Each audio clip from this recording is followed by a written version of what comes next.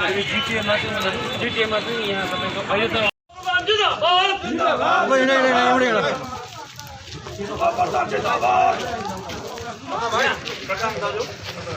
यहाँको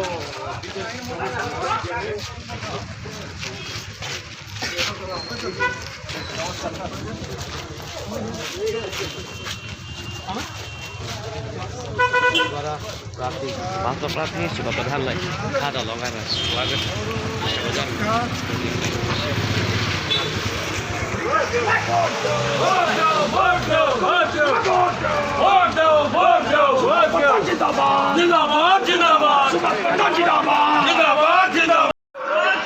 मेरो पक्षमा भाजपा प्रार्थीको पक्षमा चुनाव प्रचार गर्न माननीय गृहमन्त्री भारत सरकार श्री अमित शाह महोदय स्वयं कालेबुङ आइपुग्नु हुँदैछ 12 अप्रिल सोमबार बिहान 9:30 बजे अनि एक विशेष रोड शो मार्फत उहाँले भाजपा प्रार्थी बसु प्रधानको पक्षमा चुनाव प्रचार गर्नुहुनेछ।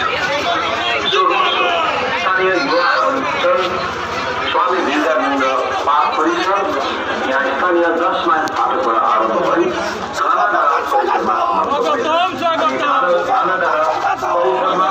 माननीय गृहमन्त्री महोदय श्री अमित शाहले विशेष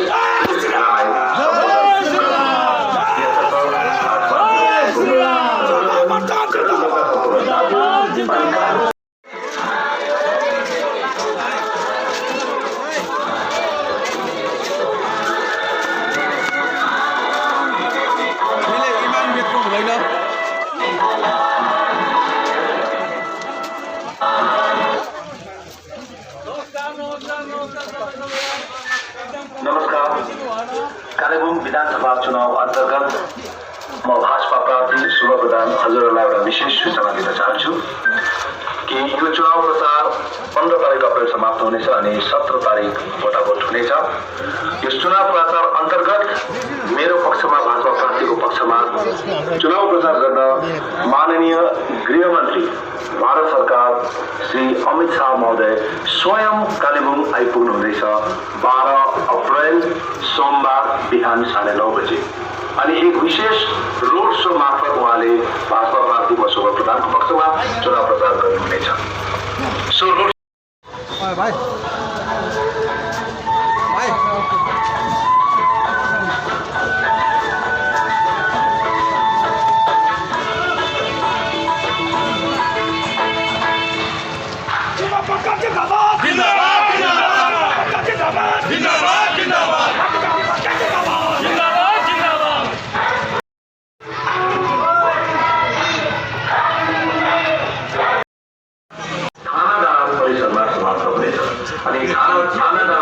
परिसरमा माननीय गृहमन्त्री महोदय चुनाव प्रचार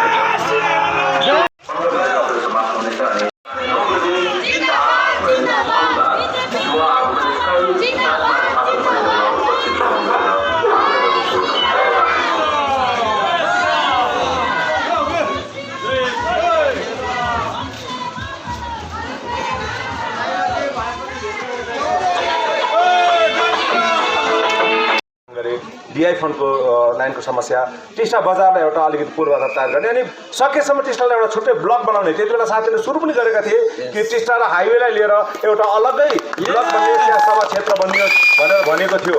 अनि कालेबुङ जिल्ला भइसकेपछि टिस्टामा ब्लक हुन सक्ने एउटा पूर्वाधार पूर्ण रूपले छ र त्यसले गर्दा एकचोटि एउटा पुललाई लिएर विवाद हुँदाखेरि एउटा पुलले टिस्टा बजार सुकायो।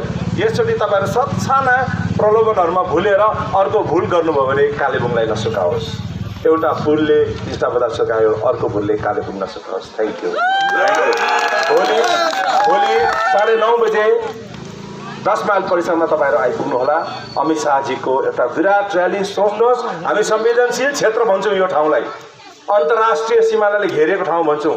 यो चिन्ता हाम्रो होइन, देशको। यसकारण प्रधानमन्त्री आएर यहाँ चुनाव प्रचार गरेर जानु हुँदैछ।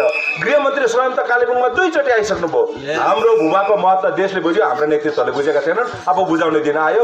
देशमा पनि भाजपाको सरकार, बंगालमा पनि भाजपाको सरकार हुँदा साँच्चै नै टिस्टाले दीर्घदिन देखेको सपना पूरा गर्ने समय आएको छ। मैले नेता भएर यो तपाईहरुलाई भाषणमा भोट फकाउनको लागि भनेको होइन। मैले भोगेको, तपाईहरुसँगै भोगेको राप्तीको समस्या नि मैले भोगेको, ब्लक नहुनुको समस्या पनि यी माथिदेखि उता रङ्गलिएर थाना पर्छ, जबकि बजार जम्मै तपाईँहरूको कालेबुङ छ।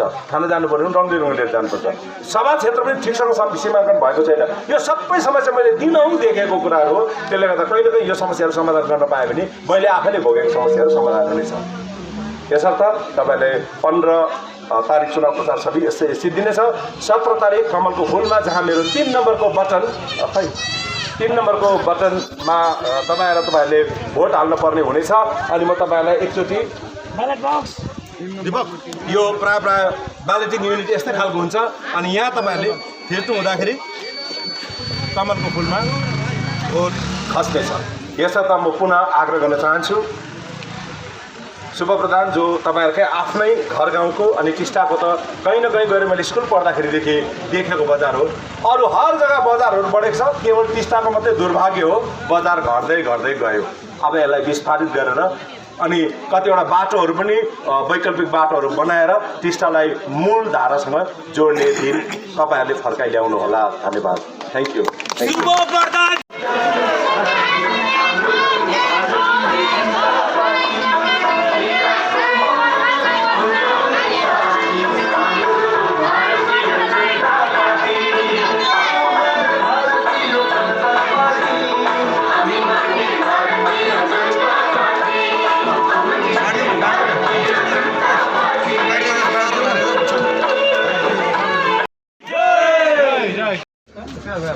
खाता कसले बोकेको छ?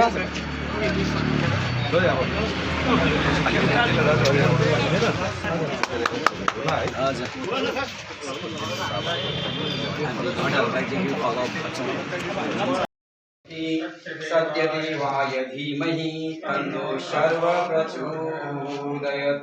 ओम विजय भवः। सर्वमङ्गलमङ्गल्ये शिवे सर्वार्थ साधिके शरणं त्र्यम्बके गौरी नारायणी नमस्तुते। या देवी सर्वभूतेषु शक्तिरूपेण संस्थिता नमस्तस्यै नमस्तस्यै नमस्तस्यै नमो नमः।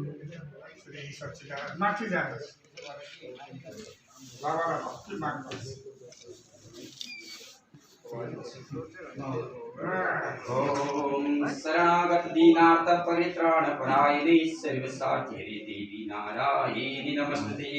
जयंती मंगला काली भद्र काली कपालिनी दुर्गा क्षेत्री स्वासुद नमस्तुते। जय तुम देवी चामुंडे जय भूताहारिणी जय सर्वगते देवी कालरात्रि नमस्तुते।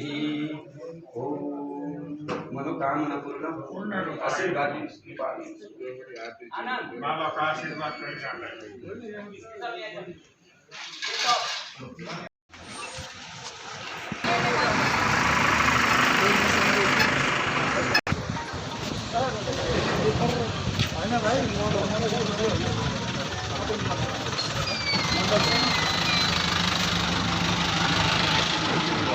यो उसमा हाल्दा भाइ कहाँ छ दीपक?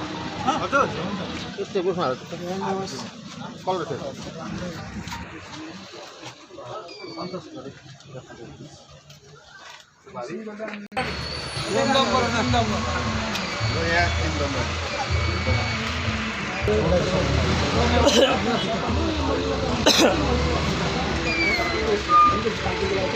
त्यही त बिचमा तपाईँहरूको माथि यो ग्राउन्डको समस्या हुँदा मैले नै त्यो इलेक्ट्रिसिटीको डल्लै सार्नु लगाएर ग्राउन्ड चलाएको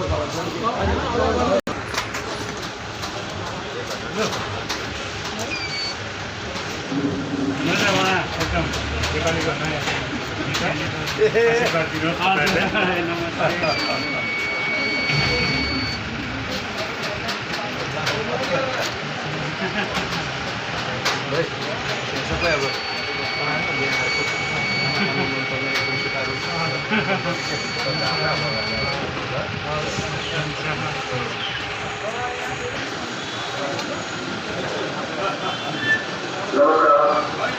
कालेबुङ विधानसभा चुनाव अन्तर्गत म भाजपा प्रार्थी शुभ प्रधान हजुरहरूलाई एउटा विशेष सूचना दिन चाहन्छु।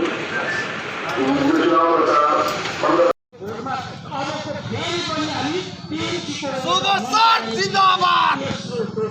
बङ्गालको चिफ मिनिस्टर भएको देख्न पाउने भनेर घोषणा गर्नुभयो र यही आज हामी त्यसबाट सुनेर भारतीय जनता पार्टीले गरेका छौँ। किनभने हाम्रो समस्या समाधान हुन्छ भने, हाम्रो समस्या समाधान गर्छ भने भारतीय जनता पार्टीले नै गर्छ। भारतीय जनता पार्टीको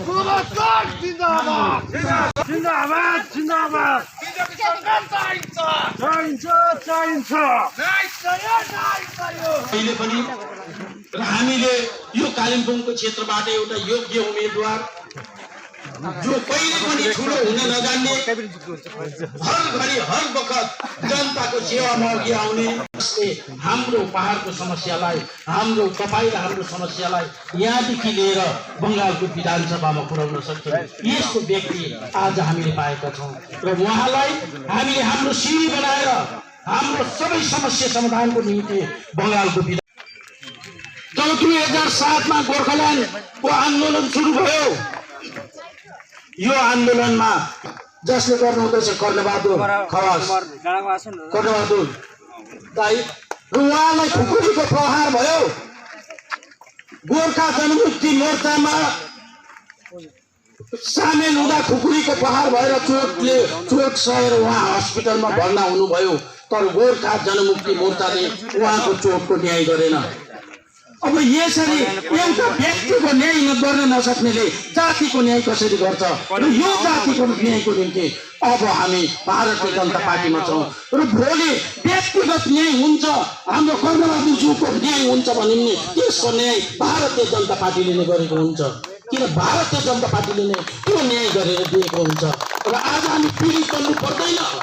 अब हामीले न्याय गर्ने सरकार पाउँदैछौँ, किनभने बङ्गालको विधानसभामा अब हामीले अनि चुपुर चुपुर चुपुर दिँदै आशे बनाएर राख्थ्यो। अनि रातले जति बेला उठ भने उठ, जति बेला बस भने बस, त्यस्तै राख्थ्यो। त्यस्तै प्रविधिमा हामी जाँदैछौँ।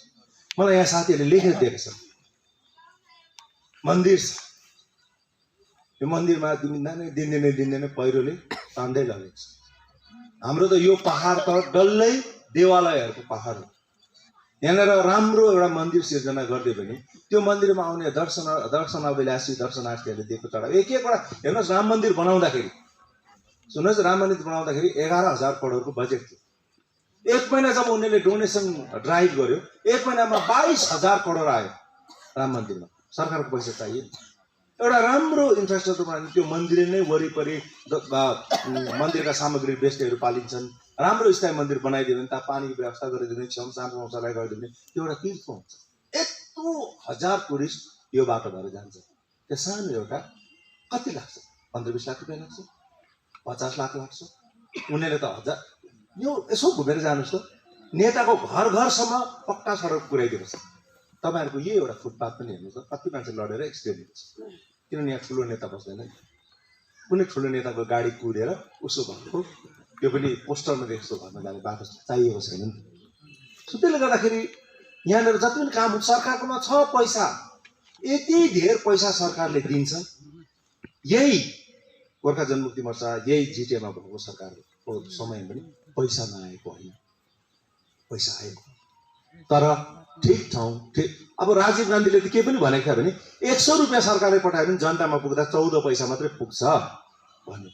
तर भाजपाको चाहिँ भनाइ छ 100 पैसा पठाएको छ भने जनतामा कमसेकम 95 पैसा चाहिँ पुग्नुपर्छ। सबका साथ सबका विकास स्टाइल। तर हामी त सबका साथ पर खुदका विकास। अनि हामी भन्नु सक्दैनौँ। एउटा ठाउँमा भनेको छ, यदि तिमी कम्प्लेन गर्नु सक्दैन भने गनगन पनि नगर्नु भनेको छ। हामी यति गनगने छौँ अनि यति छिटो विश्वास गर्छौँ। हामीले नै उखान बनाएको कागले कान लग्यो भनेर कागको पछि नकुद्नु। अहिले एनआरसी त कागले कान लग्यो भन्दैछ त, फेरि कुद्दैछ त तपाईँहरू कागको पछि। त्यो भाइलाई भनिदिनु तपाईँले, भाइ तपाईँ कागले कान लान्छ भन्नुहुँदैछ नि, खै काग त अस्ति पनि आएको त कहानी छ त भनिदिनुहोस्। किनभने म फेरि पनि भन्दैछु, मेरो आफ्नै घर, मेरो जन्मभूमि अहिले पनि कमानमा छ। भोलि एनआरसी लाग्यो भने सबभन्दा पहिले विस्थापित, किनभने कमानको त कम्पनीको जमिन हो त्यो। मेरै काका काकी बढी आमा, मेरो पुर्ख्यौली घर जुन चाहिँ मन्दिर हो जहाँ मेरो आमा बस्छिन्, समय समयमा गएर अलिकति मसँग बस्छिन्। उसको छोरा पो अलिकति भए पनि सम्पन्न थियो भनेर आमाले ल्याए, नभए त मेरो आमा त्यहीँ हुन्थे। म आफै पनि राम्रोसँगले नपढेको भए त्यहीँ हुन्थे। अन्त कहीँ न कहीँ गएर बाल्यकालमा मैले देखेको मेरो आमाको एउटा घर घडेरी होस्, म जन्मे थलोको घर घडेरी होस्, त्यसको लागि हिजो अब मोदी स्वयं, नरेन्द्र मोदी स्वयं आएर तपाईँ कतिजनाले हेर्नु, कति बेला सुन्नुभयो, हामी प्रायः प्रायः न्युज हेर्दैनौँ, खबर कागज त्यति पढ्दैनौँ हामी। उनले भनेर गए, उनले त आफै सपनामा देखेर भनेको होइन नि, उनलाई त जम्मै यहाँको यो इन्टेलिजेन्सदेखि लिएर जम्मै सरकारको लागि काम गर्छ नि। उनीहरूले ठाउँ यो इलेक्सन क्याम्पेनमा आज म जे बोल्दैछु त्यो एक एकवटा वर्ड डल्लै ब्युरोक्राट्सहरूले, डल्लै सरकारी कर्मचारीहरूले हेरिरहेछ। उनीहरूले त्यो आफ्नो अफिसरलाई पठाउँछ, अफिसरले दिल्ली पठाउँछ। आज सुब्रप्रधान के भन्दैछ, नरेन्द्र मोदीले डिआई फन्ड स्पष्ट भन्यो, डिआई फन्डको ल्यान्डको समस्या छ। यो डिआई फन्ड भन्ने ल्यान्ड, डेभलपमेन्ट भन्ने ल्यान्ड, यो विचित्र ल्यान्डको स्टेटस खालि दार्जिलिङ र कालेबुङमा थियो, बङ्गालको अरू भागमा देशमा कहीँ पनि छ। डिएमलाई मालिक बनाएर राख्छ। 2006 को फरेस्ट राइट एक्ट बन्यो। अब यो हुन्छ चुनावको बेलामा ऊ अब फेरि भट्याउन थाले नेताहरू भन्नुहुन्छ तपाईँहरू। म नेता होइन, अब हुन त भोटमा उठ्नु नेतै हुन्छ फेरि, अरू शब्द पनि छैन। अब तपाईँहरूको जनप्रतिनिधि भन्नुहोस्, या अब एउटा भोट बाउ भन्दै उहिले चाहिँ होइन। सो भोट बाउकै यसमा जमानामा फर्केर सोच्नुभयो भने भोट बाउको हिसाबले चाहिँ मैले के भन्नुपर्छ भने, प्रधानमन्त्रीले जब भन्दैछ यो सबै समस्या तपाईँहरूको समाधान हुन्छ, अनि झन्डाको राजनीति खालि यो चुनाव बेला मात्रै गर, चुनाव सकेपछि झन्डा थन्क्यो। तपाईँहरू आफ्नो काम धन्दामा लाग्नुहोस्, आफ्नो आफ्नो रोजीरोटीमा लाग्नुहोस्, नेताहरूलाई काम गर्नु दिनुहोस्। अब यहाँ त नेताहरू कस्तो छ भने एउटा कम्युनिटी हल बनाइदिन्छ, सोच्नुहोस् है, काम कसले गर्छ, तपाईँकै गाउँघरको, जसलाई कुनै कम्युनिटीको कुनै, अनि कस्तो खालको नेताहरू छ भने नि उसको जवाबदेही केही छैन। न उसको ठुलो खानदान थियो, न उसको ठुलोको बाउबाजेको कुनै एउटा सम्मान इज्जत थियो। मलाई भोलि डर के हुन्छ भने हेर्नुहोस्, मैले यदि नेतृत्व भएर राम्रो काम गर्न सकिनँ, राम्रो छाप छोड्न सकिनँ भने केवल नेता मात्रै मर्दैन नि, मेरो एउटा शिक्षक मर्छ। मैले यत्रो विद्यार्थीहरू पढाएको छु, कालेबुङको मेला ग्राउन्डदेखि लिएर टाउन हलदेखि प्रत्येक जग्गामा सांस्कृतिक साहित्यिक हर मञ्चबाट मैले यो कालेबुङको बारेमा बोलेको छु। मैले भनेको छु 2 वर्षभित्र राम्रो काम गर्नु सकिनँ, 24 भित्र मैले राम्रो काम गर्नु सकिनँ भने त्यसको बादमा सायद मलाई नैतिक अधिकार रहँदैन। मलाई काम गर्नु दिएन मानिनु मेरा साथीहरूले, मेरो पार्टीले काम गर्नु दिएन भने, जस्तो मैले गोर्खा जनमुक्ति मोर्चामा 15 दिन अगाडिसम्म गोर्खा जनमुक्ति मोर्चामा थिएँ, किन मलाई एउटा धर्म निभाउनु थियो। त्यो पार्टीसँग एउटा आन्दोलनसँगै गरेको थियो 105 दिनको, तर मलाई चित्त बुझेन नि। दार्जिलिङबाट एउटा फोन आउँथ्यो नि बन्द गर्थ्यौँ, अर्को फोन आउँथ्यो खोल्थ्यो भने किन बन्द गरेको थियो थाहा छैन, किन खोलेको थियो थाहा छैन। 43 दिन बन्द गर्नु तेलङ्गाना हुँदा साथीहरू सबै बनिसकेपछि आफ्नो आफ्नो व्यवस्थामा फर्के, कोही जिटिएमा फर्के, कोही म्युनिसिपालिटीमा फर्के। मैले त बन्द खोलेपछि म्युनिसिपालिटीमा भएको चेयरम्यानको पोस्ट पनि छोडेर बसेको, सत्ता भएको रहरले म आएको होइन। र त्यसले गर्दाखेरि त्यसको मेरो चाहिँ जवाबदेही छ, किनभने यो एमएलएको टर्म सकेपछि पनि मरि त हाल्दिनँ होला म। त्यसले गर्दा बिहा बटुल मरौ परौ हर जग्गामा तपाईँहरू फेरि भेट्छु। मैले केही नगरिकन 5 वर्ष कुर्सीमा त तपाईँहरू बसेँ भने म कसरी तपाईँहरूसँग आँखा जुदाउनु। अनि हिजोसम्म राम्रै बोल्दै गरेको हाँस्दै गरेको मान्छे मसँग तर्किन थाल्छ, सिड हाल्छ मेरो। अनि मलाई यो कालेबुङ बसिरहनु लाग्छ, असह्य हुँदै जान्छ। र त्यसले गर्दा मेरो जवाबदेही धेर छ। अनि त्यो भाइ बिचरा न ऊ राम्रो स्कुल पढेको थियो कहिले, न उसको कुनै परिवारको कुनै ठुलो सदस्य थियो, न कसैले हेर फल्नाको छोरा, फल्नाको नाति, फल्नाको खानदान, उसको जवाबदेही केही पनि छैन। ऊ पहिला पनि सडकमा थियो, के गरेर झरे पनि सडकमै थियो। म चाहिँ सडकमा थिइनँ, म चाहिँ मोटो एउटा ठुलो पाठशालाको भाइस प्रिन्सिपल जम्प भएको। म यस्तो पनि सम्झिन्थेँ, यो चुनावसम्म म मेरो पार्टीलाई सघाइदिन्छु, त्यसपछि म चुनाव सकिएपछि मजाले रिटायर हुने 1 वर्ष छ, आफ्नो एउटा रिटायरमेन्ट प्लान बनाएर बस्छु, त्यसरी सोचेको थिएँ। तर जब यो भाजपाको साथीहरूले कुरा गरे मलाई, आउनुहोस् अब अलिकति बल्ल बल्ल आङमा घाम लाग्ने दिन आएको छ। पहिलोचोटि इतिहासमा बङ्गालमा पनि त्यही दलको सरकार, दिल्लीमा पनि त्यही दलको सरकार, कहिल्यै भएको छैन यो हाम्रो इतिहासमा, कहिल्यै भएको छैन। हामी जहिलेदेखि देख्यौँ पहिला कङ्ग्रेसको सरकार थियो, 2-4 वर्ष देशमा पनि कङ्ग्रेस, यहाँ पनि कङ्ग्रेस हुँदाखेरि झन्डै झन्डै राम्रो काम हुनु थालेको थियो। तर त्यति बेला रोक्यो, त्यति बेला नेताले क्षेत्रीय पार्टीहरू भने त्यति बेला त्यो हुँदाखेरि पर भयौँ हामी। त्यहाँदेखि त यहाँ वामफ्रन्टको सरकार आयो, देशमा कङ्ग्रेसको सरकार बस्यो। वामफ्रन्टको सरकार गएर तृणमूल आयो, देशमा भाजपाको सरकार आयो। अब पहिलोचोटि यहाँ पनि तृणमूल, देशमा पनि यहाँ पनि भाजपा, देशमा पनि भाजपा। पहिलोचोटि यो त कस्तो खालको भने गङ्गा उत्पत्ति हुने समयको जस्तो एउटा त्यो समय हो, यो एउटा राम जन्मको जस्तो एउटा मुहुर्त हो। यस्तो लग्न बहुत कम्ती आउँछ भनिन्छ नि। माने राम्रो यदि आफ्नो दिन जोडेर आएको छ भने हर ग्रह नक्षत्र आफ्नो आफ्नो ठाउँमा गएर पक्षमा बसिरहेको हुन्छ। सबै ग्रह नक्षत्रले अहिले यो भूभागलाई अब सोच्नुहोस् त, एउटा एसेम्ब्ली कन्स्टिट्युन्सी एउटा, त्यो पनि कालिम्पोङको टाउन मात्रै भनेको त एउटा ब्लक मात्रै हो। हामी भन्छौँ चिकन नेक अन्तर्राष्ट्रिय, त्यो सब हामीले भन्दा देशले बुझेको छ। उनीहरू चाहन्छ यो ठाउँहरू सुरक्षित होस्, किनभने यो ठाउँमा अन्नबाली राम्रो हुँदैन, यो ठाउँमा पानीको दुःख छ, यो ठाउँमा वर्षैभरि पहिरो गएर घरिघरि बाटो बन्द हुन्छ, यो ठाउँमा न वाइफाई राम्रो हुन्छ, न यो ठाउँमा यातायातको सुविधा छ, ठुलो सहर केही छैन, ठुलो त्यस्तो खालको पर्यटन केही केन्द्र छैन। किनभने पर्यटकहरू त त्यो ठाउँहरूमा आउँछ, जानेर आज आएर सोधेको भोलिपल्ट बिहानदेखि त अनिश्चितकालीन बन्द पो हुन्छ। एकखेप अनिश्चितकालीन बन्द जब घोषणा हुन्छ, मैले त देखेको छु सुन दोकानहरूमा बिचारा त्यो आमा बोजूहरूले सुन तिलरीहरू बन्देकी राखेर, किनभने आफू त रुखा सुखा खाएर खाटुडा, नानीहरू त भोकाउँछन् नि, तर त्यत्रो बन्द गरेर त्यत्रो सेक्रिफाइस गरेर पाए चाहिँ के? भोलिपल्ट नानीहरू कोही स्कुल जाने, कोही इन्टरभ्यू दिनु जाने, कोही छुट्टिसकेर फर्किनेहरू रुई कराई भइरहेको, मेरो त सिङ्गापुरको पासपोर्ट छ, मेरो त यहाँको भिजा छ, देखेको छु। त्यसको बादमा म तिनीहरूसँग उभिएको थिएँ, प्रताप भाइले घरिघरि भन्थ्यो दाजु एउटा right man in wrong party, मान्छे तिमी ठिक हो तर तिम्रो पार्टी ठिक छैन। अब यहाँदेखि अगाडि चाहिँ एउटा फोन र एउटा आदेशले कालिम्पोङको भविष्य तय नगरोस्। कालिम्पोङले यदि आफ्नो भविष्य तय गर्छ भने कालिम्पोङमा आफ्नो दिमागले जे भन्छ त्यो सोच र त्यो निर्णयले भविष्य तय गर्छ। अस्ति मलाई केटी बेला सोध्दै थियो, अरे तपाईँ त आज त्यो पार्टी छोडेर आएपछि त्यो पार्टीसँग तपाईँको असन्तुष्टि देखाउनुहुन्छ, किन त्यति बेला त्यो पार्टी छोड्नु भएन भन्दा त्यति बेला विकल्प छैन एउटा अर्को कुरो। अनि अब अर्को पार्टीमा गएर चाहिँ तपाईँ कसरी अचानक फेरि आफ्नो कालिम्पोङको निम्ति यो क्षेत्रमा केही काम गर्नु सक्छु भन्नुहुन्छ भन्दा मैले भने त्यति बेला म निर्णय लिने पदमा थिइनँ, आज म निर्णय लिने पदमा पुग्दैछु।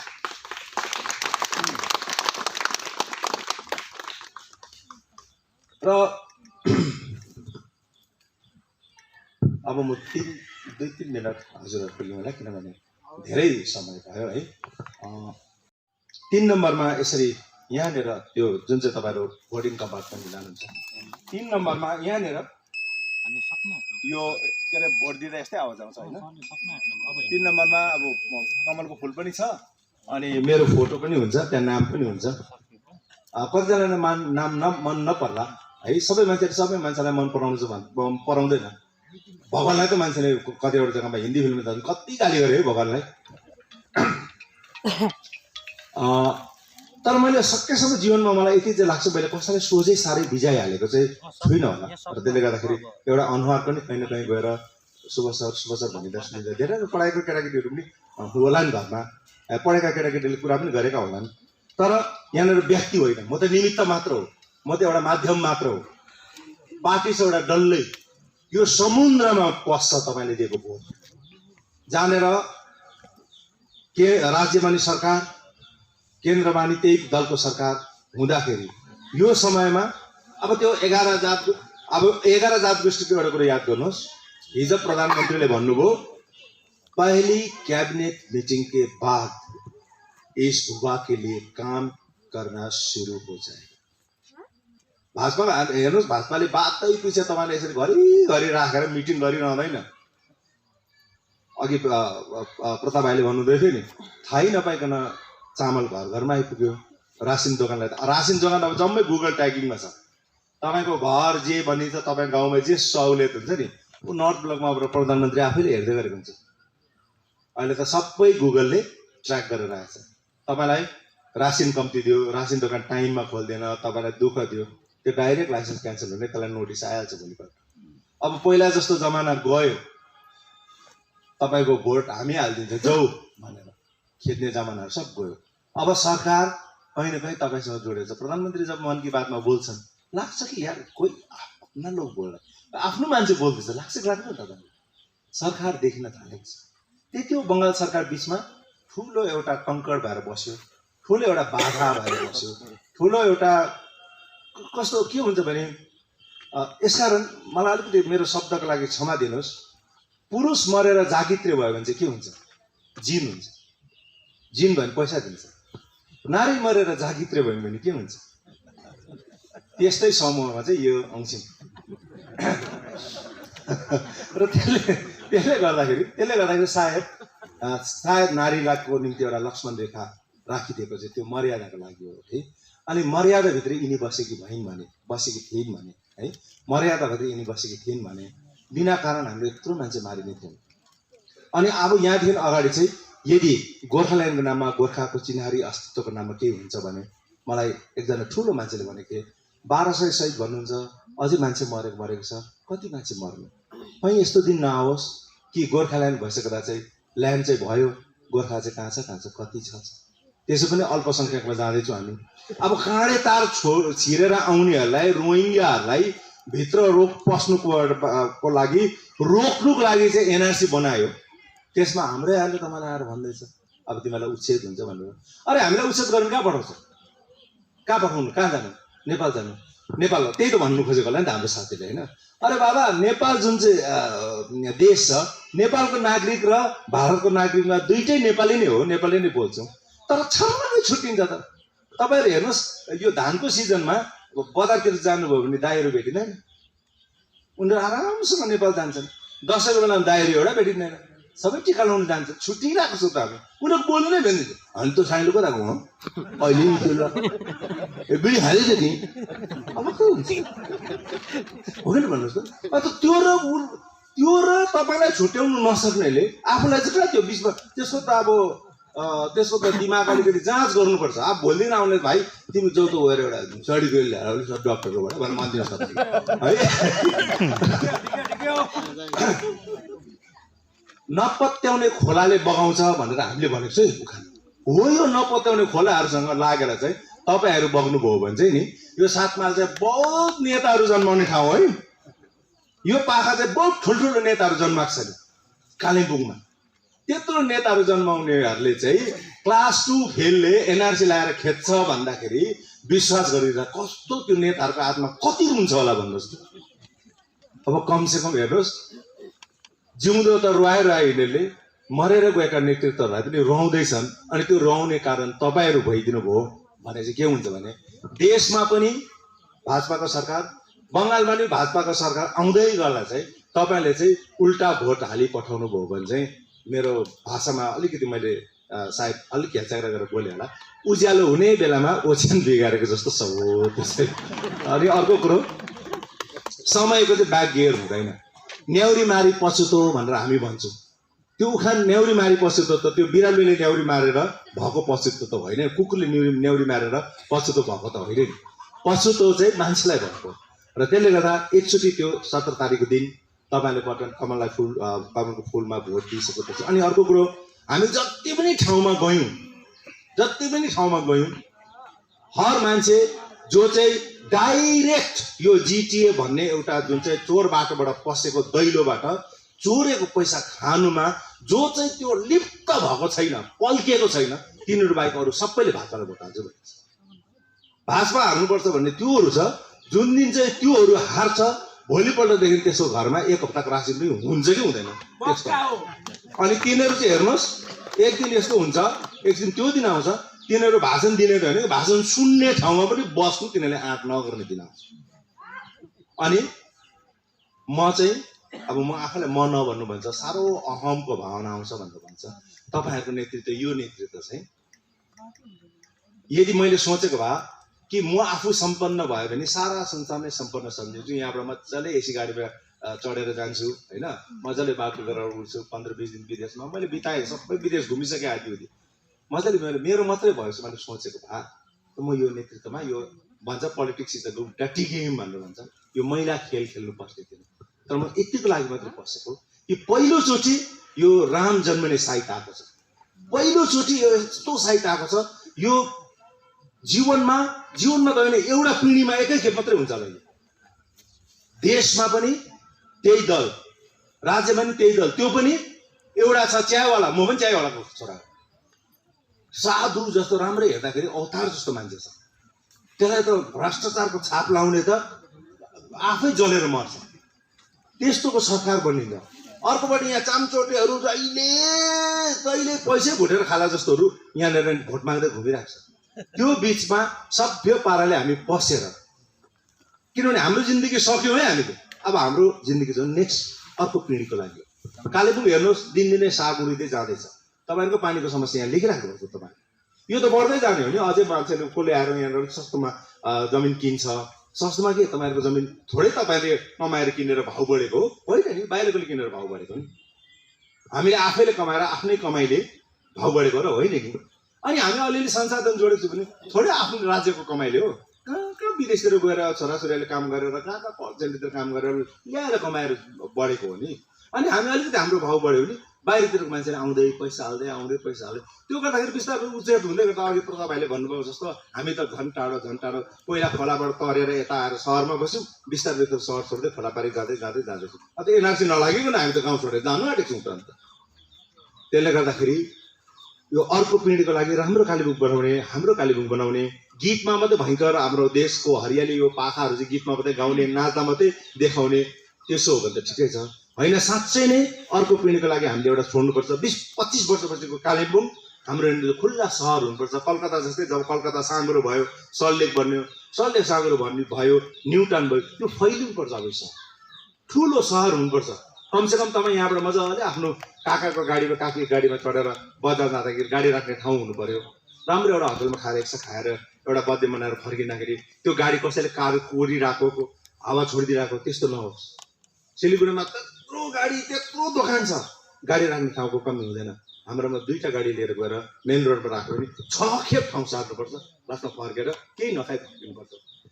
त्यो दिन अझै बढ्दै जान्छ, त्यो समस्या बढ्दै जान्छ। त्योबाट मुक्त हुने हो भने भाजपालाई, अब शुभप्रधानलाई पनि नभन्नुहोस्, भाजपालाई पनि भन्दिनँ म। तर बङ्गालमा जुन सरकार आउँछ त्यो सरकार चाहिँ मोदीको सरकार हो। उनलाई विश्वास गर्दै 2 तारिक मङै हाम्रो मतगणना हुनेछ। अनि मतगणनापछि यहाँ धनेराईज्यूकै जमिनमा हामी एउटा ठुलो उत्सव मनाउँ है, उत्सव मनाउँ। 2-4 दिन समय लिएर म स्वयं पनि आउँला है, एउटा रुटिन बनाएर गरौँ। मैले यसपालि यो पनि भनेको छु कि हाइएस्ट भोट पाउने प्राइजहरू राख्नुला है, हाइएस्ट भोट आउने। किनभने जुन पाराको भोट आउँछ यो 1900 जस्तो हुन्छ, त्यो मोटामोटी थाहा भइसकेको छ। यति भन्दै म कर्णबहादुर राई आजका सभाध्यक्ष महोदयको अनुमति लिँदै मेरो वक्तव्यलाई यहाँ सिध्याउन चाहन्छु। अर्कोचोटि भेट्दा सुन्नुहोस्, उत्सवपछि सायद हामी 6-8 महिना बाद मात्रै भेट्छौँ। र तपाईँले लेखेर दिनुभएकोमा एउटा 2टा पनि समस्या चाहिँ समाधानको मार्गमा यदि सुरुवात भएन भने अर्कोचोटि भेट्नु मलाई अलिक समय लाग्यो है। तर जे होस्, अर्कोचोटि भेट्दा चाहिँ तपाईँहरू त्यहाँ होइन यता हुन्छ, हामी चाहिँ त्यता बस्छौँ। अनि तपाईँहरूकोबाट हामी हाम्रो जस्तो भाषण होइन, तारिफ सुन्छौँ, प्रशंसा सुन्छौँ। त्यो कमाउन सक्यो भने म सम्झिन्छु आज तपाईँलाई यत्रो बेर यहाँ पर्खाएको खेर गएन भने। सुक्खामा लामो पर्खायो, अन्त अहिले भोटै माग्नु आउँदा त्यत्रो घन्टौँ पर्खाउने मान्छेले पछि भेट्नु जाँदा झन् कति पर्खाउँछ होला है भन्ने पनि मनमा लाग्यो होला भन्ने कुराहरू आयो। तर अलिकति छोटो समयमा यो चुनाव प्रचार सुरु गरेको, अनि धेरै ठुलो रहेछ कालेबुङ। घुम्दै जाँदाखेरि थाहा हुन्छ, एकपट्टि भुटान बोर्डर भेट्छ, अर्कोपट्टि सिक्किम छुन्छ, नेपालको छेउ पुग्छौँ हामी। भने एक दिनमा एउटा 301वटा बुथ, 200 वर्षको टोटल बुथ। अहिले त्यो कोभिडले गर्दाखेरि 301वटा बनाएको छ, 300वटा भनौँ। एक-एकवटा बुथमा 5-5 मिनट बिताउनु खोज्दाखेरि पनि त्यो 5-7 दिनको समय, त्यही माथि घटाएर 15 दिनसम्म चुनाव प्रचार हुने, त्यो 14 तारिक नै सिद्धिने भएकोले गर्दा अलिकति तपाईँहरू पर्खाउनु पर्यो। तपाईँहरूको विधायकलाई पर्खिनु पर्ने घटना यो पहिलो अनि अन्तिम होस्।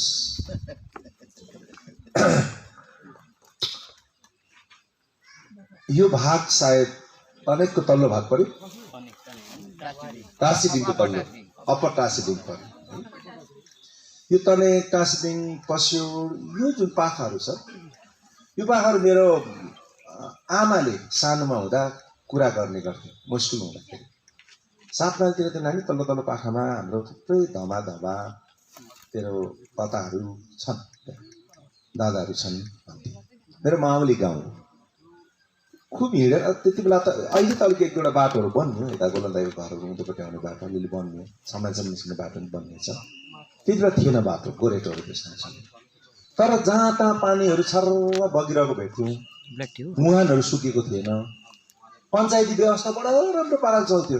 यो पञ्चायतले बनाएको फुटब्रिज हो नि नानी भन्थ्यो, सानसानो गोरेटोहरू मजाले प्लास्टर गरेको, सरकार देखिन्थ्यो, सरकार छ है, सुन ठाउँहरू थियो, सुनाइ हुने ठाउँहरू थियो, सबै जग्गालाई कुदेर बिडिओ अफिस जानु पर्दैन थियो घर गाउँमा। अस्ति तपाईँले देख्नु द्वारे सरकार, चुनावको मुखमा त द्वारे घरमा आउँदो रहेछ त सरकार। दिल्लीमा चाहिँ वर्षैभरि आउँछ सरकार, अरविन्द केजरीवालको सरकारमा। किन उसले डल्लै भारत भाजपाले क्याप्चर गर्दाखेरि पनि दिल्ली चाहिँ अरविन्द केजरीवालको किन बस्यो? किनभने यो जुन चाहिँ चुनावको मुखमा मात्रै जे काम गर्छ नि सरकारले, त्यो चाहिँ उसले वर्षैभरि गर्छ। सरकार घरमा आउँदो रहेछ। कोभिडको टाइममा एउटा मात्रै मोबाइल थियो हाम्रोमा, घरमा एउटा मोबाइल चाहिँ एन्ड्रोइड फोन छ, छोरालाई त्यो फोन चाहिन्छ, छोरीलाई पनि चाहिन्छ, बाबाको त्यो फोन बाबाको मात्रै हो, छोराछोरीको फोन किन्ने हाम्रो त्यो त पैसा थिएन। अनि बाबाले फोनमा घर फोन घरमै छोडेर जानुपर्ने, छोराछोरीको सँगै क्लास पढ्दाखेरि झगडा हुन्थ्यो। सरकारले दिनु सक्दो रहेछ अस्ति एक्जामको बेला, फेरि आइप्याड दियो नानीहरूलाई। तर किन चुनावको मुखमै आएर गर्नुपर्ने? अनि यो सधैँ सरकारले यसै गरिरहेछ। अनि लास्टमा फेरि जब भोट आउँछ, विरक्त भयो यार, जुन जोडी आयो नि खाने चिरेको, यसमा त बदिनुपर्छ नि सरकार भनेको। त्यति बेला चाहिँ घर गाउँकै भाइहरू आएर भन्छ यो सरकारलाई फेरि ल्याउनुपर्छ, ल्याएन भने चाहिँ तिमीलाई एनआरसी लाएर खेद्छ। पहिला कुरो त उसलाई नै थाहा छैन एनआरसी भने, पुरा नाम भन्दै एनआरसी भन्ने थाहा छैन। अनि एनआरसी लाएर किन खेद्छ भन्ने हामी उसँग जवाब छैन, तर हामी डराइहाल्यौँ उसले भन्ने बित्तिकै। त्यो एनआरसी लाएर तिमीलाई खेद्छ भन्ने मान्छे कोही सरकारी मान्छे हो? होइन। तपाईँले भोट दिएको मान्छे हो? होइन। कुनै ठुलो सरकारी परीक्षा पास गरेर आएको मान्छे हो? होइन। अनि खेद्यो भने त उसलाई खेद्दैन अरे, सोध्नु नि। तपाईँलाई मात्रै खेद्छ, ऊ चाहिँ बस्छ। अनि जसलाई तपाईँले भोट दिएर विधायक बनाउनु भयो, जो तपाईँको भोट बाउ हो, तपाईँको सुख दुःखमा हेर्छु भनेको, अन्त खेद्यो भने त ऊ पनि सँगसँगै भाग्नु पऱ्यो नि त, होइन? अब फेरि एनआरसी सिए भनेको कसले लगाउँछ? देशको सरकारले कानुन पास गर्छ, राज्यको सरकारले त्यसलाई कानुनलाई प्रयोगमा ल्याउँछ। अब देशमा पनि भाजपा सरकार हुनु अरे, छ नै। यसैले बङ्गालमा पनि भाजपा सरकारै आउँदैछ। सो बङ्गालको सरकारलाई पनि तपाईँले भोट हालेको सरकार हो, तपाईँको एमएलए पनि तपाईँले भोट हालेको सरकारको एमएलए छ, तपाईँको एमपी त छँदै छ जसले नेपालीमा गएर संविधानमा शपथ ग्रहण गर्यो, जसले आएर घरिघरि भनिरहेछ हामी डबल इन्जिनको सरकार लिन्छौँ। एकजना एमएलएले सबै कुरा गर्न नसक्ला, एमपी पनि म पछाडि छु, दुई दाजुभाइ मिलाएर यो हलगोरु यो हाम्रो बाँझो खेतहरू जोतुला भनेर भनिरहेछ। त्यसको बादमा हिजो अस्ति अब यो यदि यिनीहरूले यो चुनाव हार्यो, जित्नु सकेन भने त यिनीहरू त सिधै भयो, सडकमा जान्छ नि। अन्त अस्तिसम्म जुन चाहिँ बेला दोजु दोजु दोजु भन्दै पछि जुन हिँड्दै थियो, त्यो भाइहरू कहाँ जानु? हाम्रो एउटा यस्तो खालको समूह बनाउँदैछौँ जसले बिना मेहनतको तपाईँको लागि आएको सहुलियत, वर्षमा आएको सहुलियत 10 लाखको आयो भनेदेखि 2 लाखमा टालटुल पारेर 8 लाख खाएर ढालिँदैछ। अनि यो सङ्ख्या बढ्दैछ। राम्रो स्कुल जाँदै गरेको नानी कलेज जाने थियो, तर बिचमा 2-4 दिन एक्जाम दिएर घरमा बसेको बेलामा एउटा कन्ट्र्याक्टरको पछि कुद्यो, कुन चाहिँ एउटा झन्डावालाको पछि कुदेर त्यो नानीले 20-25 हजार पायो। अस्तिसम्म 500 रुपियाँ हातमा हुँदैन, भित्र उहाँले बाबा कहाँ दिनु? अचानक त्यसको हातमा 5-10 हजार रुपियाँ आयो। भोलि दिन त्यही नेताको पछि हिँड्नु थाल्यो, स्कुल छोड्यो। नानीहरूलाई एकचोटि बिना कमाइको हातमा पैसा आउनु थाल्यो र बिना कमाइको खर्च गर्नु थाल्यो भने कहाँ स्कुल जानु मनपर्छ? सँगैमा हेर्दै देख्दैछ कलेज पढेर जाने साथीहरू कलेज सक्यो, युनिभर्सिटी सक्यो, घरमा बेकारी बसिरहेछ। हिजो अस्ति चोरेर माध्यमिक पास गरेर प्राइमेरी टिचरमा हालिदियो नेताको पछि हिँडेकोले गर्दा। त्यो हुँदा एउटा नानीभित्र विरक्ति आउँदै जाँदैछ। एक प्रकारको त्यो मस्तानहरू, एक प्रकारले त्यो बाहुबलीहरू तपाईँहरूमाथि हाबी हुँदै जाँदैछ। यो हाम्रो संस्कार होइन है, हाम्रो संस्कार होइन। हामी प्रत्येकचोटि लाप्चे भोटे नेपाली, हामी सबै गोर्खाली भनेर मेला ग्राउन्डमा दिनभरि त्यो ढोलोमा नाच्छ। खै त्यो संस्कार? अनि नेताहरूको प्रवृत्ति कस्तो भयो, नेताहरूको व्यवहार कस्तो भयो भने सबै कुरो सम्पन्न भयो भने उनीहरूको पछि कहाँ खुज्छ त मान्छे? यहीँ तर त्रिवेणीमा त्यत्रो ठुलो एउटा भवन रहेछ। कोभिड टाइममा हामीलाई आइसोलेसन सेन्टर चाहिएको थियो, अलग राख्नुपर्ने, कोभिड अस्पताल बन्यो। कोभिड अस्पताल बन्दैछ, त्यो त्यतिकै बसिरहेछ। कसैले त्यतिलाई प्रयोगमा ल्याउनु पर्ने? त्यत्रो ठुलो हाम्रो एउटा भवन छ, यत्रो ठुलो हस्पिटल छ। त्यो हस्पिटलमा एमआरआई मेसिन मात्रै म घरिघरि भन्छु यो कुरो, 8 करोडको एमआरआई मेसिन जुन चाहिँ भारतमा 4 ठाउँमा 4 अस्पतालमा मात्रै छ। तर त्यहाँनिर जुन चाहिँ एमआरआई गर्नु जाने बाटो हेर्नुहोस् त, दिनदिनै साँगुरिँदै जाँदैछ। त्यहीँ अगाडि पनि खुल्ला जमिन थियो, त्यो खुल्ला जमिनमा पार्किङ हुन सक्थ्यो। तर एउटा समय यस्तो जन्मियो, त्यो तपाईँकै भोट बाउले त्यहाँनिर हाउसिङ कम्प्लेक्स बनाइदिएछ, बस्ने बाटोमा हेर्नुहोस्, टेकाडी हामी सकिँदैन, तपाईँकै भोट बाउ।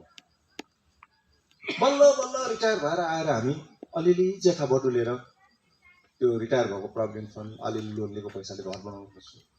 गिटीबाट किन्नु जाँदाखेरि उही तल्लोपट्टि सिलगढीमा जाँदाखेरि 2000-2500 रुपियाँ ट्रक पाउँछौँ, हाम्रो यहाँ 7,000 भयो। सबै व्यापार व्यवसाय धन्दाहरू हो यस्तै खालको नेताको पछि कुद्नेहरूले क्याप्चर गर्दै गयो। सो गर्दाखेरि जो घरभित्रै बसेर केवल 5 वर्ष 7 वर्षमा एकचोटि भोट हालेर मात्रै आफ्नो उपस्थिति देखाउँछ, उनीहरू बिस्तारै पछि पर्दै गयो। किन यस्तो भयो त?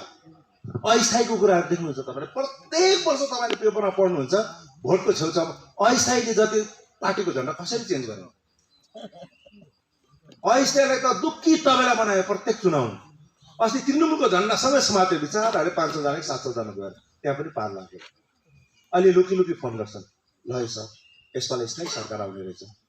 अरे यो अस्थायीको जति भ्याकेन्सी छ नि, त्यो भ्याकेन्सी छ अपोइन्ट नगरेको, किनभने स्थायी भयो भने त उनीहरू त सरकारी नोकरी हुन्छ, आचार संहिता हुन्छ, कहाँ झन्डा बोकेर हिँड्छ, नगरेको। उहिलेको राजाहरूको जस्तो प्रवृत्ति, उहिलेको हाम्रा उम्मेदवार श्री शुभ प्रधानज्यू अनि यस टासिजिङ क्षेत्रमा हाम्रा उम्मेदवारले के कुरा गर्ने हुन् भनेर जिज्ञासा राखी आउनुभएका आदरणीय दाजुभाइ दिदीबहिनीहरू, भोटको बजारमा उहिले जस्तो छैन। डम्बर सिंह बाउको पालामा भोट लड्दाखेरि दार्जिलिङमा लाडेनला साहेब मर्दा लाडेनलाको सपोर्टरहरू लाडेनलाले भोट पाउनुपर्छ भनेर भोट माग्दै हिँड्थ्यो अरे। अहिले त्यस्तो जमाना छैन। अहिले सञ्चार माध्यम छ, फेसबुक छ, पत्र पत्रिका छ, टेलिभिजन छ, हामी अहिले जान्न सक्छौँ। यो भाइहरूले सबै तपाईँहरू बसेको हामी बोलेको देखाइरहनु भएको छ उहाँहरूको च्यानल मार्फत। तपाईँहरूलाई विदितै छ दुईटा खेमाले के गर्यो भनेर। छेमाले जे भने त्यही गर्यो। हामीलाई सतायो, तपाईँ हाम्रो विकासको पैसा खायो, एउटै बाटो 10वटा एजेन्सीबाट पैसा निकालेर खायो, सतायो, दुःख दियो। र यो सबै देख्दा गोर्खाल्यान्डको नाममा मन परी गर्यो। सिद्रा जस्तो केटाहरू काँक्रा जस्तो भयो, थोत्रे स्कुटर पनि नहुनेहरू। प्राकृतिक गोर्खाहरू पनि देशभक्ति, गोर्खाहरूको लागि देशभन्दा ठुलो केही पनि छैन। हामी त्यस्तोहरू हौँ। सुनिल छेत्रीले गोल लाउँदाखेरि हामी खुसी हुन्छौँ, किनभने ऊ पनि गोर्खा हो। अनि सुनिल छेत्रीले देशको लागि गोल लाउँछ। भाइचुङ भोटियाले गोल लाउँथ्यो, हामी खुसी हुन्थ्यौँ, किनभने भाइचुङ भोटिया क्याप्टन हुनुहुन्थ्यो, गोल लाउँथ्यो, हाम्रो मान्छेले हाम्रो देशको लागि लगायो भनेर खुसी हुन्थ्यौँ। पाकिस्तानलाई क्रिकेटमा हाम्रो धोनीको, विराट कोहलीहरूको टिमले जित्दा हामी खुसी हुन्थ्यौँ, पटेका पड्काउँछौँ, किन हामीलाई यो देशप्रति माया छ। अनि भारतीय जनता पार्टीले पनि देश प्रेम, देशभक्ति, भारत माता की जय भन्दै नारा लाउँछ। जय गोर्खा र भारत माता की जय भन्ने एक सिक्काका दुईटा पाताहरू हुन्। त्यसै कारणले देश हितलाई सम्झेर, विचार गरेर, मनन गरेर यो पालि मनै मारेर हामीले भारतीय जनता पार्टीको उम्मेदवारलाई जिताउने प्रण गर्यौँ। हामी रिजनल पार्टी गर्छौँ। रिजनल पार्टीको उठ्ने चाहना हुन्छ, हाम्रो पार्टीले जितोस्, हाम्रो मान्छे बढोस्, हाम्रो उम्मेदवार होस्, हाम्रो एमएलए होस् भन्ने हुन्छ। तर के भयो, योपालि पश्चिम बङ्गालमा बिजेपीको सरकार बनिने तय छ। तपाईँहरूले देख्नु भएको छ फेसबुकमा, ममता ब्यानर्जी नन्दीग्राममा शुभेन्दु अधिकारीसँग हार्दैछ भनेर देख्नु भएको छ, खबर कागजमा पढ्नु भएको छ, टेलिभिजनमा हेर्नु भएको छ। ममता ब्यानर्जी रुइसक्यो, मन परी गरे हामीलाई हराउँदैछ भनेर मान्छेलाई उसले भड्काउने चेष्टा पनि गर्दैछ। योपालि ममता ब्यानर्जीको लाग्नेवाला केही पनि छैन। अनि छेमाको दुई खेमाहरूको केही लाग्नेवाला छैन योपालि। तपाईँहरूले मन बनाएको छौँ, मन बनाएको छ कि छैन भन्नुहोस् त? हो कि मन बनाएको छ? हामीले विभिन्न ठाउँ जलढका, तोदे, ताङता, कुमाई, सामसिङ सबै ठाउँ घुमेर हेऱ्यौँ। सबै मान्छे एग्रेसिभली अगाडि आएको छ। झन् चेलीबेटीहरू एग्रेसिभली एकदम अगाडि जोसिएर आएको छ हाम्रो शुभ सरलाई जिताउनुपर्छ भनेर। शुभ सर योग्य उम्मेदवार हुनुहुन्छ। तपाईँहरूले शुभ सरलाई देख्नु भएको छ, मेला ग्राउन्डमा बोलेको, फङ्सनमा बोलेको, पार्टीको मिटिङमा बोलेको, कालिम्पोङको हितमा बोलेको शुभ सरले देख्नु भएको छ। शुभ सरले कहीँ चाराना खायो भन्ने कुरा सुन्नु भएको छैन। शुभ सर पहिले स्कुल पढाउँदा बाइकमै हिँड्नुहुन्थ्यो, अहिले पनि बाइकमै हिँड्नुहुन्छ। अहिले चुनावमा पनि बाइकमै सजिलो हुने रहेछ बाइक भनेर भन्नु हुँदैन, तर अब हामी सबै लागेर हिँडिरहेको छौँ। त्यस्तो मान्छे, सिम्पल मान्छे र योग्य उम्मेदवार। अनि तपाईँहरूको छोरा, तपाईँ हाम्रो छोरा, 12 बजी राति फोन गर्दा पनि शुभ सरले उठाउनुहुन्छ। अनि रिस भन्ने छैन, रिसाउनुहुन्न।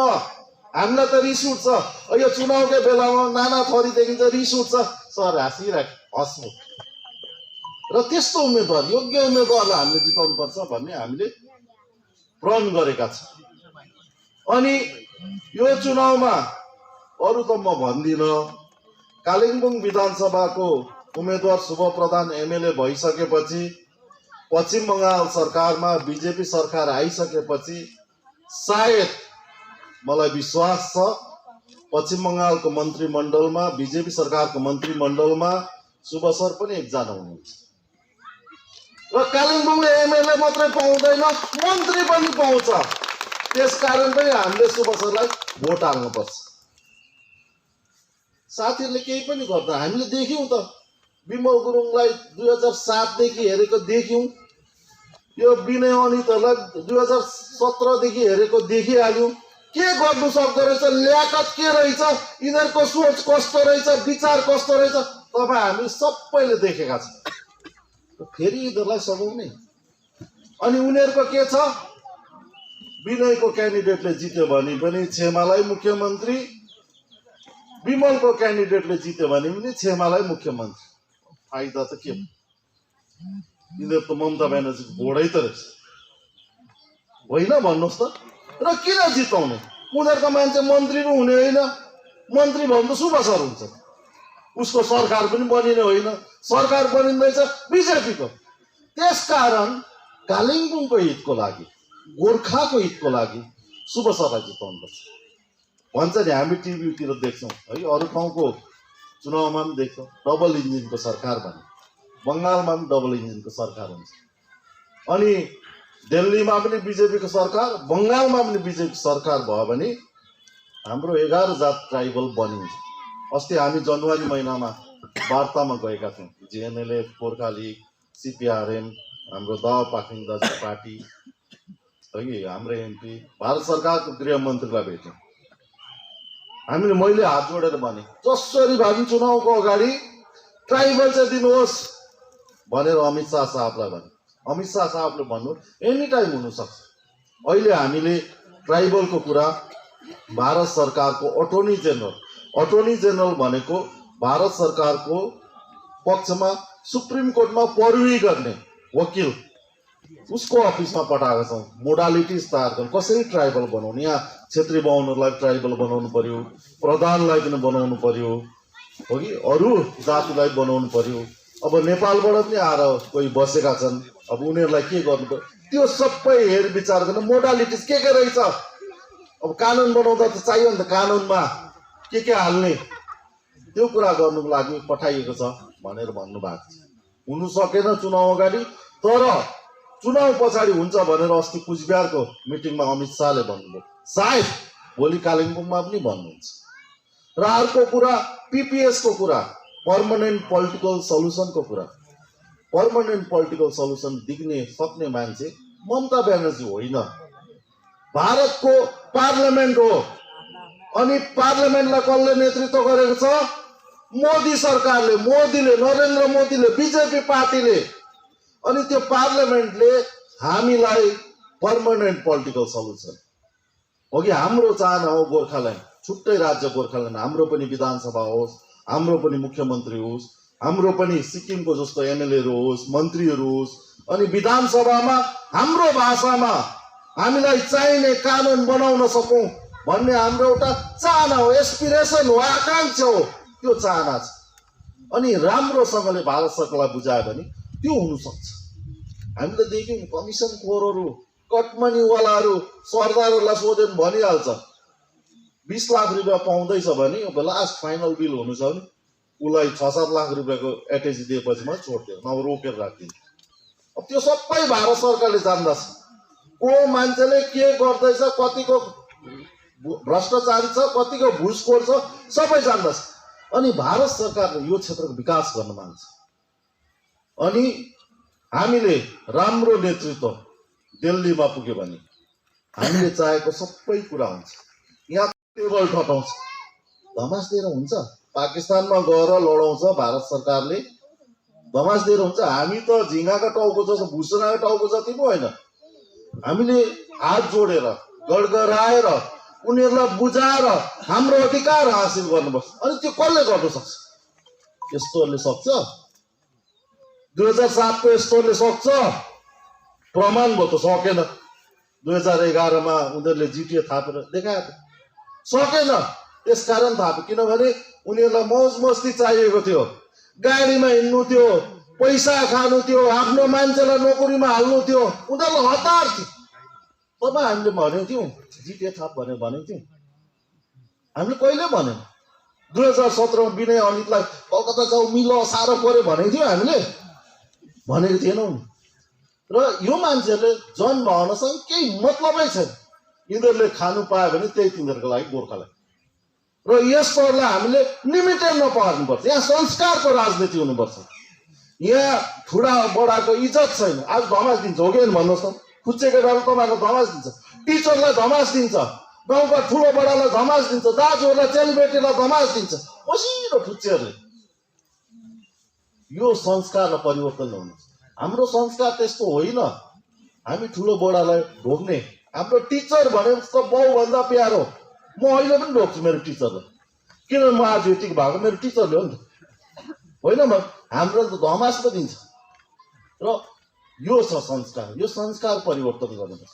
र अर्को कुरा, एनआरसी को कुरा गरेर हामीलाई बहकाउने चेष्टा गर्दैछ। एनआरसी भने के हो? नेसनल रेजिस्ट्रेसन सर्टिफिकेट,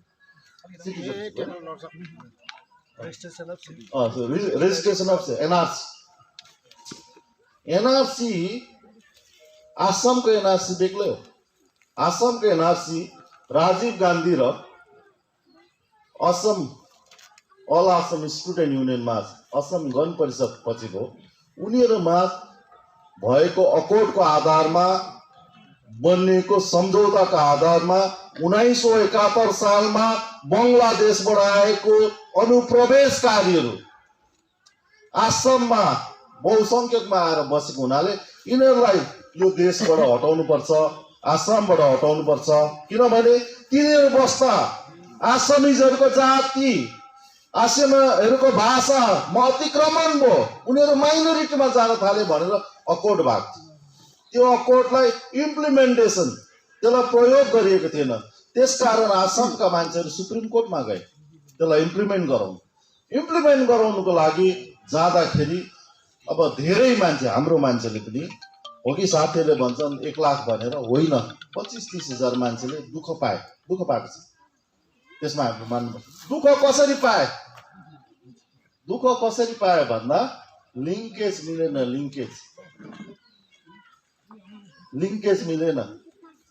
लिङ्केज के गर्यो? पहिले हाम्रो बाजेले हरिभक्त पौडेल भनेर नाम लेख्थ्यो। हाम्रो बाउले चाहिँ के लेख्यो? भक्तबहादुर शर्मा लेख्यो। अहिले ट्राइबल हुने जोसमा हामीले चाहिँ के लेख्यौँ? धनबहादुर शर्मा खस भनेर लेख्यौँ। मिलेन नि त? बाजे पौडेल, बाउ शर्मा, अहिले फेरि नाति शर्मा खस पनि भयो। लिङ्केज भन। अनि बुझ्दैन लिङ्केज। अब जसले हेरिङ गर्दैछ एनआरसी माथि कागज हेर्दै त्यसले बुझ्दैन। अनि जानी दुःख दिन्छ। हाम्रो यो जिटिएकोहरूले दुःख दिएको जस्तो क्या, दुःख दिन्छ नि, होइन? भन्नुहोस् त। तपाईँ रेसिडेन्सियल माग्नु जानुहोस्, माथि कहाँबाट आयो तिनीहरू? काँडेतारबाट छिरेर अनि भारतको जनगणना अनुसार सेन्सस रिपोर्ट अनुसार 2001 को सेन्ससमा भारत देशको जनसङ्ख्याको वृद्धि दर छ तपाईको 23%, 23%। हाम्रो कालिम्पोङ, दार्जिलिङ, खरसाङको वृद्धि दर छ 18%। अनि सिलगढीको कति छ थाहा छ तपाईहरुलाई? 117%। 117%। हाम्रो चाहिँ 17-18 जना छोराछोरी छ, देशको चाहिँ फेरि 23 जना छ। सिलगढीमा चाहिँ फेरि सुँगुरको पाठा जस्तो 117 जना। 100 मा 1 है त्यस्तो 100 मा 117 जना कहाँबाट आयो? त्यसले हाम्रो भाषा, संस्कृति, हाम्रो डेमोग्राफी, हाम्रो उनीहरूले पनि खान्छ नि त, किनभने सिपिएमले बनाइदिन्थ्यो, अहिले तृणमूलले झन् बेसी बनाइदिन्थ्यो। रासन कार्ड बनाइदिइहाल्छ, आधार कार्ड बनाइदिएको छ, भोट पनि कार्ड बनाइदिइहाल्छ, रात बनाउँछ। कालिम्पोङमा यस्तोहरूलाई कम्ती बनाउँछ, यहाँ जमिन दियो, रेसिडेन्सियल सर्टिफिकेट दिन्छ, सबै दिन्छ, यहाँ डिआई फन्डको जमिन पनि दिन्छ। यहाँ तल हाइवेको बाटोमा पनि छ। यो सबै भाग हामी अलिक सिक्योर हुन्छ। अहिले त म त यति साह्रो इन्सिक्योर हुन्छु कि कालिम्पोङ टाउनमा हाम्रो हेर्नुहोस्, हामी गोर्खा अनि हामीलाई त अलिक टाढा घाँस पाउने जग्गा हो कि पानी पाउने जग्गा। मलाई चाहिँ हिमाल देख्ने जग्गा मनपर्छ, म पनि त्रिपुराबाट सर्नेवालै छु। त्यस्तो भयो हाम्रो के अब, हामीलाई अतिक्रमण छ। र यो सबै देख्दा एनआरसी भयो भने हामीलाई हाम्रो हक, नानीको स्कुलको अधिकार पनि उनीहरूले खान्छ, स्कुल उनीहरूले पाउँछ किनभने उनीहरूको मान्छे छ, राम्रो स्कुल, रासिनको चामल उनीहरूले पाइहाल्छ, चिनी पनि पाउँछ, मटितेल पनि उनीहरूले लान्छ। यो बाँच्नुपर्छ हाम्रो, यो बाँच्नु चाहिँ अलिक कम्ती हुन्थ्यो कि भन्ने लागेर हामीले समर्थन गरेका छौँ। र सिएएको कुरा गर्छ। सिएए भनेको सिटिजनसिप एमेन्डमेन्ट एक्ट 2014 सम्म जो अफगानिस्तानबाट आयो, जो पाकिस्तानबाट आयो, बङ्गलादेशबाट आयो, जसको चाहिँ धर्म इस्लाम थिएन, हिन्दूहरू आए, जैनहरू आए, ख्रिस्टानहरू आए, बुद्धिस्टहरू आए, पार्सीहरू आए, र यिनीहरूको सङ्ख्या थियो 31 डिसेम्बर 2014 सम्म भारतवर्षमा गृह मन्त्रालयको रेजिस्ट्रेसन अनुसार 31,313 मान्छे। यिनीहरूलाई भारत सरकारले नागरिकता दियो। पश्चिम बङ्गालमै 1.5 करोड बङ्गलादेशको छ। दिदीले चाहिँ तिनीहरूलाई दिए भन्नु लाउँदैछ। यो हुनेवाला छैन। अनि यो सिलगढीको फुटहिल्समा बस्यो नि, यस्तोहरू पुरा बसेको छ। यिनीहरूले बम पड्काउँछ, आतङ्क फैलाउँछ, देश प्रेम त छँदै छैन। त्यसकारण मैले गृह मन्त्रालय पनि भन्ने गरेको छु। अस्ति मैले त्यसै भने, पहिले सिलगढीमा हाम्रो एमएलए थियो, चेयरम्यान थियो म्युनिसिपालिटीमा, अहिले छैन, काउन्सिलर पनि हुँदैन।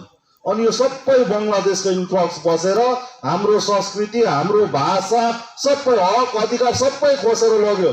र छुट्टै राज्य गोर्खाल्यान्ड दिनुभयो भने हामी खेप्छौँ यिनीहरूलाई भनेर भन्दाखेरि अमित शाहले आँखा फुल्याउँदै थियो। ठिकै कुरा गर्यो यो केटाले भन्यो होला क्या।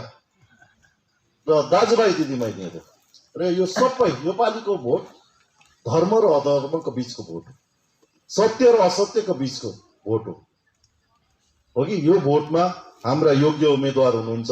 तपाईँहरूको छोरा एसयुएमको टिचर, प्रख्यात स्कुलको टिचर, जहिले पनि अब हामीले भेटघाट गर्न सक्ने, अहङ्कार नभएको हो कि एकदमै मिलनसार व्यक्ति हुनुहुन्छ।